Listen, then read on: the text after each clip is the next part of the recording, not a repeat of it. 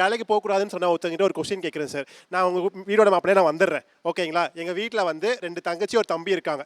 அவங்கள தான் நான் படிக்க வைக்கணும், அவங்களுக்கு நான் கல்யாணம் பண்ண வைக்கணும். இது எல்லாமே நீங்கள் பார்த்துப்பீங்களா? ப்ளே ஸ்டேஷன் என்னால் 50,000 கொடுத்து வாங்க முடியும்னா எனக்கு இன்கம் இருக்குது.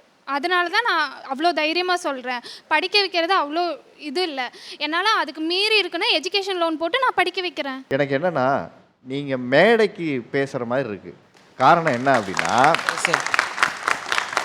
இன்னைக்கு ஒரு பொண்ணை கல்யாணம் பண்ணி வைக்கணும் அப்படின்னா குறைந்தபட்சம் ஒரு 10 பவுன் 20 பவுன் போட்டால் தான் அட்லீஸ்ட் வேலை இருக்கிற ஒரு மாப்பிள்ளை நீ கல்யாணம் பண்ணிக்கக்கூடிய சூழல் இருக்குது. ஓகேங்களா? என்ன தான் நம்ம பெண்களுக்கு வரதட்சணை வாங்காதீங்கன்னு சொன்னால் கூட இங்கே சிஸ்டம் எப்படிப்பட்ட கட்டமைப்பில் இருக்குன்னா, ஒரு பெண்ணுக்கு இன்னைக்கு ஆடம்பரமாக கல்யாணம் பண்ணலைன்னா கூட குறைந்தபட்ச செலவு பண்ணி கல்யாணம் பண்ணோன்னா குறைந்தபட்சம் ஒரு 2 லட்சம் 3 லட்சமாக இன்றைக்கி தேவைப்படுது.